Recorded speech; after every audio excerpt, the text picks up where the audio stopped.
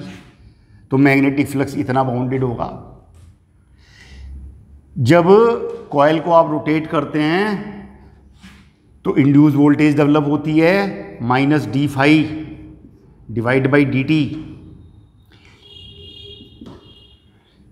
BA और इसका differentiation होगा -ω sin ω t और into number of turns, number of turn 1 लिया हुआ है इसने, एक ही टर्न है, एक ही टर्न है।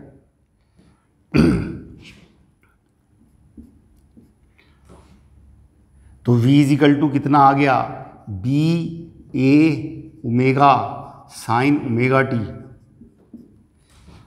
ये इसका एम्पलीट्यूड है, V = V0 sin ω t। तो जो एम्पलीट्यूड है इस केस में, जो बिग वाली है कॉइल, बिग कॉइल के लिए क्या आएगा, B × 2A × ω × sin ω t। और छोटी कॉइल में इंड्यूस वोल्टेज कितना होगा, V small, B × area A है उसका × ω sin ω t। अब ये देखने वाली बात है कि डोमिनेट ये करेगी, इसमें अगर करंट एंटी क्लॉकवाइज है तो इसमें करंट जो है क्लॉकवाइज हो जाएगी, इसमें क्लॉकवाइज हो जाएगी, ऐसे करंट जाके ऐसे ही जाके। इसका मतलब इसमें जो वोल्टेज इंड्यूस होगी और इसमें जो वोल्टेज इंड्यूस होगी दोनों एक दूसरे के अपोजिट होंगी। अगर ये नॉर्थ पोल बनेगा तो ये साउथ पोल बनेगा और ये बिग वाले का एम्पलीट्यूड है और ये छोटे वाली का एम्पलीट्यूड है।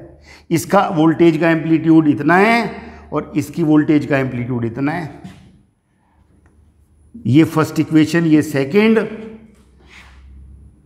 तो इस वाले एम्पलीट्यूड में से B2A ओमेगा माइनस इस एम्पलीट्यूड को माइनस करेंगे, छोटी वाली कॉइल में जो वोल्टेज डेवलप हुई है उसका एम्पलीट्यूड ये है और बड़ी वाली का एम्पलीट्यूड ये है। तो बिग वाले एम्पलीट्यूड में से छोटे वाले एम्पलीट्यूड को माइनस करना पड़ेगा क्योंकि अपोजिट सेंस है। तो टोटल मिला के इतनी वोल्टेज होगा, एम्पलीट्यूड इतना होगा नेट वोल्टेज का, इजिकल टू BA ओमेगा, जो कि छोटी कॉइल के वोल्टेज का एम्पलीट्यूड है। तो यही उसने ऑप्शनल में दे रखा है, बिगर कॉइल के वोल्टेज का एम्पलीट्यूड, स्मॉलर कॉइल के वोल्टेज का एम्पलीट्यूड, उन दोनों का डिफरेंस, जो छोटी कॉइल है एरिया एक ही, उसके वोल्टेज का एम्पलीट्यूड के बराबर होगा नेट। ये दे रखा है उसने, एक ऑप्शनल तो ये दे रखा है। एक ऑप्शनल में क्या कह रहा है वो, कि जो हमारे पास में rate of change of flux है, rate of change of flux is equal to d∅dt कर रहे हैं तो कितना आएगा ये BA minus omega sine omega t। Rate of change of flux is equal to BA omega minus sine omega t। तो इसके लिए मैक्सिमम पूछ रहा है वो, तो मैक्सिमम कब होगा, d∅dt मैक्सिमम कब होगा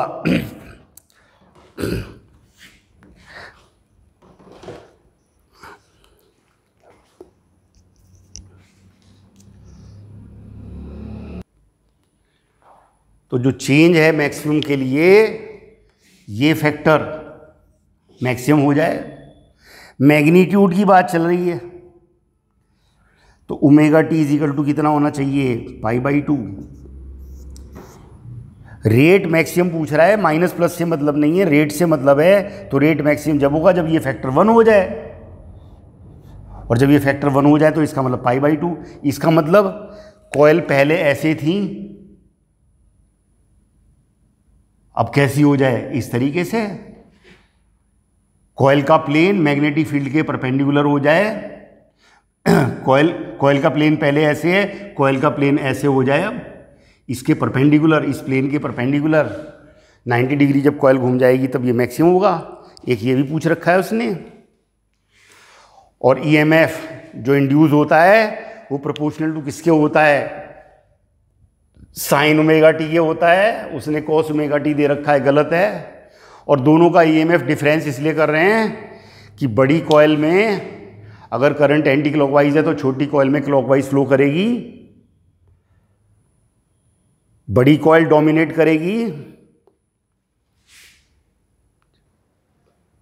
उसने 2017 में एक क्वेश्चन दिया है, LCR सर्किट लिया हुआ है और उसने कहा है कि करंट जो है सेम फेज में, तो एंगुलर फ्रीक्वेंसी के लिए दे रखा है उसने। तो जो LCR सर्किट होता है, LCR सर्किट होता है, इसमें जो सेल्फ इंडक्टेंस के अक्रॉस वोल्टेज है और कैपेसिटर के अक्रॉस वोल्टेज VC और रेजिस्टेंस के अक्रॉस वोल्टेज VR, तो आप ये लेते हैं कि जो रेजिस्टेंस में वोल्टेज है, रेजिस्टेंस के अक्रॉस करंट तो ऐसे लेते हैं, करंट ले लिया हमने एक्स एक्सिस के अलोंग, तो रेजिस्टेंस के अक्रॉस तो वोल्टेज सेम फेज में होती है करंट से, और सेल्फ इंडक्टेंस के अक्रॉस वोल्टेज होती है VL, वो π/2 आगे होगी करंट से, और वोल्टेज अक्रॉस कैपेसिटर जो है वो π/2 फेज पीछे होती है। वो कहता है करंट के साथ वोल्टेज सेम फेज में हो जाए, V = होती है आपकी √√ VL - VC whole square plus VR square. तो जो मेन वोल्टेज मेन करंट के साथ सेम फेज में हो जाए तो तो ये वोल्टेज इसके इक्वल होनी चाहिए। अगर ये ज़्यादा होगी तो वोल्टेज ऐसे आ जाएगी, लीड करेगी, और ये ज़्यादा होगी तो पीछे हो जाती है। तो करंट सेम फेज में, तो ये फैक्टर 0 ये इसके बराबर होना चाहिए, VL इजिकल टू VC होना चाहिए। करंट सेम फेज में लिए VL इजिकल टू VC होना चाहिए, और VL इजिकल टू VC में फिर होता है IXL इजिकल टू IXC। इसके अक्रॉस IXL, इसके अक्रॉस IXC, और ये omega L equal to 1/ωc। तो रेजोनेंस फ्रीक्वेंसी ओमेगा नॉट आ गया 1/√LC। Omega naught equal to 1/√LC। L की वैल्यू रख देंगे, C की वैल्यू रख देंगे। वो दे रखा है 1 माइक्रो हेनरी, वो 1 माइक्रो फेरड, तो ये आ जाएगा। √, करेंगे 10⁻⁻6 ऊपर लाएंगे ये, तो ये रेजोनेंस फ्रीक्वेंसी आ गई। और जो इम्पीडेंस होती है LCR सर्किट में, जो इम्पीडेंस होती है वो होती है Z equal to √ωL - 1/ωc whole square plus R square. और जो ये रेजोनेंस फ्रीक्वेंसी आपने निकाली, इसमें XL इजिकल टू आपने XC रखा, तो रेजिस्टेंस से तो कोई मतलब ही नहीं है, तो ये इंडिपेंडेंट ऑफ रेजिस्टेंस है, ये भी पूछ रखा है। तो रेजोनेंस फ्रीक्वेंसी इतनी है और रेजिस्टेंस से कोई मतलब नहीं है, और जो इम्पीडेंस है वो इतनी होती है। तो अगर मैं ओमेगा इजिकल टू 0 रख दूं, तो ये जो 1/ωc का फैक्टर है ये इनफाइनाइट हो जाएगा, और इम्पीडेंस सर्किट की इनफाइनाइट हो जाएगी, तब करंट फ्लो नहीं करेगी, तब I इजिकल टू 0 होगी। एक तरीके से DC हो गया ये, और DC सर्किट में जब कैपेसिटर लगा होता है जिस ब्रांच में, उसमें करंट फ्लो नहीं करती, तो एक ये आ गया। फिर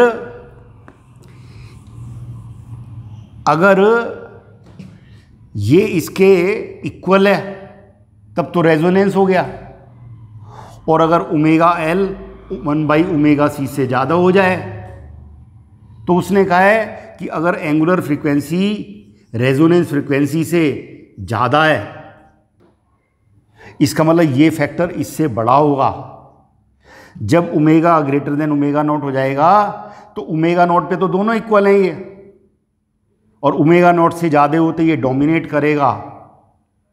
ओमेगा L ओमेगा 1/ωc से ज़्यादा होगा इफ़ फ्रीक्वेंसी रेजोनेंस फ्रीक्वेंसी से ज़्यादा है, तो सर्किट इंडक्टर LR सर्किट की तरह बिहेव करेगा, ये डोमिनेट करेगा, सर्किट इंडक्टिव होगा, सर्किट इंडक्टिव होगा। ये पूछ रखा है उसने, सिंपल क्वेश्चन है, फार्मूला बेस्ड है। अब उसने एक क्वेश्चन ये दिया हुआ है, IIT JEE एडवांस में आया है 2016 में। एक कॉयल दे रखी है जिसकी सेल्फ इंडक्टेंस 1 मिली हेनरी है और इंटरनल रेजिस्टेंस 3 ओम है, तो उसको हमने सीरीज़ में ले लिया उसके साथ। एक दूसरी कॉयल दे रखी है जिसका इंटरनल रेजिस्टेंस 4 ओम है, 2 मिली हेनरी की है, तो ये LR सर्किट ले लिया हमने। इंटरनल रेजिस्टेंस को सीरीज़ में ले लेंगे, और एक रेजिस्टेंस 12 ओम है, और ये तीनों पैरेलल में लगाए हुए हैं, ये भी दिया हुआ है, और 5 वोल्ट की एक सेल लगाई हुई है, और स्विच है जिसको T इजिकल टू 0 पे क्लोज कर रहे हैं। और उसने पूछा है find the maximum current divide by minimum current drawn by this cell by the battery, maximum divide by minimum current का रेशियो बताना है। तो जब T इजिकल टू 0 लेंगे, तो यहां से करंट की ग्रोथ होनी शुरू होगी, इसमें फ्लक्स चेंज होगा, तो सेल्फ इंडक्टेंस ग्रोथ होती हुई करंट का अपोज करता है, डिक्रीज करंट का भी अपोज करता है, इंक्रीज का भी। तो जैसी करंट इंक्रीज होगी, इसके across V is equal to magnitude में L D I by D T, ये एक सेल बनेगी इस तरह की जो इसका अपोज करेगी करंट इंक्रीज का, ऐसे ये भी एक सेल बनेगी। तो ये दोनों सेल इन ब्रांचेज में करंट को फ्लो नहीं होने देंगी। T इज इक्वल टू 0 पे ये जो वोल्टेज है यहां इंड्यूस होगी वो इंक्रीज होती हुई करंट का अपोज करेगी। ये ब्रांच भी, ये सेल्फ इंडक्टेंस भी हो रही, तो इस ब्रांच में करंट नहीं होगी शुरू में और इस ब्रांच में भी करंट नहीं होगी, और टोटल करंट इस ब्रांच से होकर जाएगी। टोटल करंट इस ब्रांच से होकर जाएगी, तो ये करंट होगी शुरू में T इज इक्वल टू 0 पे I इज इक्वल टू, केवल इसमें ही करंट फ्लो करेगी, दैट इज 5 डिवाइडेड बाई 12, इतने ampere. T is equal to 0 पे तो इतनी करंट होगी 5/12 एम्पियर। और जब T टेंड्स टू इनफाइनाइट होगा तब जो ये di/dt है, ये di ये भी टेंड्स टू 0 होगा, तो जो इंड्यूस वोल्टेज है सेल्फ इंडक्टेंस के वो भी 0 होगी। तो सेल्फ इंडक्टेंस का रोल खत्म हो जाएगा और करंट करीब करीब कांस्टेंट हो जाएंगी। T टेंड्स टू इनफाइनाइट पे यहां फ्लक्स चेंज नहीं होगा, इसमें भी फ्लक्स चेंज नहीं होगा और करंट कांस्टेंट हो जाएंगी। तो अब ये एक तरीके से इस ब्रांच में T is equal to infinite पे इसमें सेल्फ इंडक्टेंस है ही नहीं, इस ब्रांच में भी सेल्फ इंडक्टेंस नहीं है। और अब ये सर्किट जो है हमारे पास में T is equal to infinite पे 3 रेजिस्टेंस रह गए केवल, और ये अब तीनों पैरेलल में हैं। तो इन तीनों का equivalent resistance 1/R is equal to 1/3 plus 1/4 plus 1/12, 4 से मल्टीप्लाई कर लो डिवाइड कर लो, 3 से मल्टीप्लाई कर लो डिवाइड कर लो, तो ये आ गया 8/12 इज इक्वल टू 2/3। तो अब इक्विवेलेंट रेजिस्टेंस आ गया 3/2। तो अब जो करंट है T टेंड्स टू इनफाइनाइट पे, अब जो करंट होगी सर्किट में, ये करंट होगी potential difference divide by R equivalent, 5 divide by 3/2 is equal to 10/3 ampere. और पहले करंट कितनी है 5/12, तो ये तो मिनिमम करंट है और ये मैक्सिमम करंट है, और उसने मैक्सिमम डिवाइड बाई मिनिमम पूछा है, तो maximum current maximum divide by minimum current is equal to, maximum है 10/3 और मिनिमम है 5 डिवाइड बाई 12, 12 ऊपर आ गया, 5 से ये 2 टाइम्स जाएगा, 3 से 4 टाइम्स जाएगा, तो इज इक्वल टू कितना आ जाएगा 8। ये पूछा है हमने, लॉजिक लगाई है कि जब शुरू में करंट फ्लो करेगी तो सेल्फ इंडक्टेंस इन ब्रांच में करंट फ्लो नहीं होने देंगी और केवल इसी से करंट फ्लो करेगी।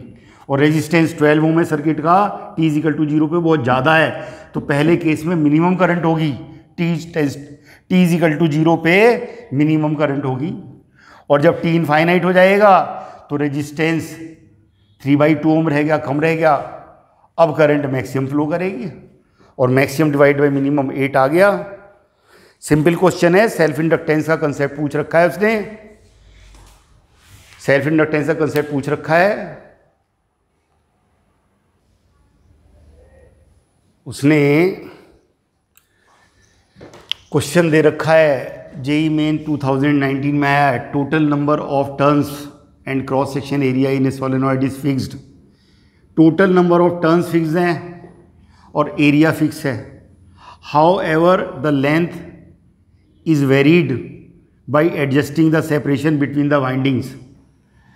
जो सोलेनॉइड की लेंथ है उसे वेरी कर सकता है और नंबर ऑफ टर्न्स और एरिया फिक्स हैं।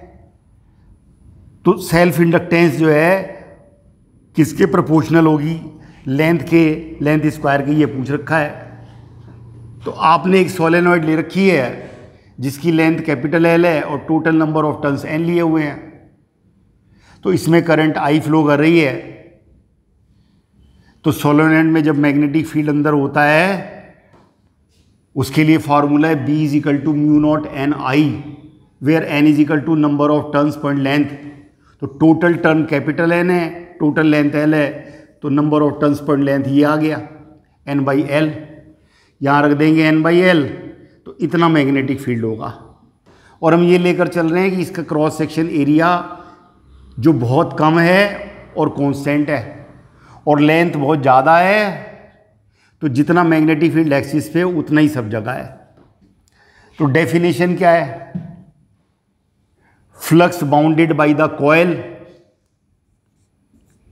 Is equal to self inductance,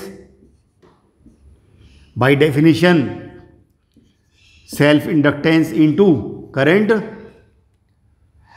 law ये N phi proportional to current, total flux proportional to current क्या होगा, और एन फाई कितना है, B into area is equal to self inductance, constant है ये, इंटू आई। प्रोपोर्शनल हटा के सेल्फ इंडक्टेंस लाते हैं कोफिशिएंट,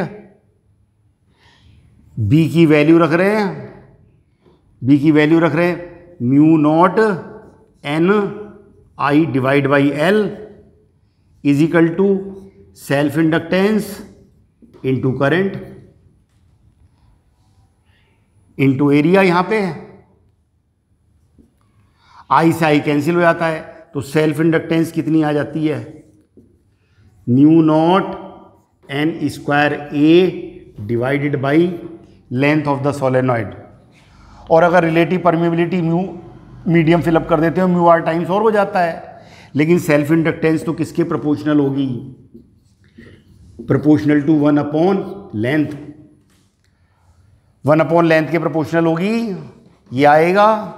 सिंपल क्वेश्चन पूछ रखा है, बोर्ड लेवल का क्वेश्चन पूछ रखा है जेईई मेन में, वेरी सिंपल, कर सकते हैं।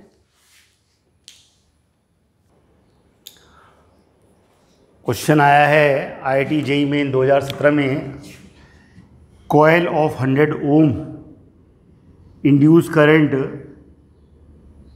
कॉइल में इंड्यूस करंट है by changing magnetic flux according to this figure. किसी कॉइल में फ्लक्स चेंज हो रहा है, कॉइल का रेजिस्टेंस 100 ओम दिया हुआ है और टोटल चेंज इन फ्लक्स पूछ रहा है। हमें मालूम है जो इंड्यूस वोल्टेज मैग्नीट्यूड में होती है वो होती है N d phi divided by D t. Magnitude लेकर चल रहे हैं, माइनस साइन लेंस लॉ के अकॉर्डिंग होता है, और आई इज इक्वल टू होता है induce voltage divide by R. Coil में इंड्यूस वोल्टेज का magnitude V N d phi by D t है, और करंट होगी V divide by R, that is N d phi divide by R d t. और current होती है flow of charge divide by d q by D t. D q charge flow हो गया and d phi divide by R d t, d t से d t cancel हो जाता है। तो जो चार्ज का फ्लो है वो होता है N into d phi divide by R, hence N d phi is equal to R into d q. तो जो टोटल फ्लक्स चेंज निकालना है हमने,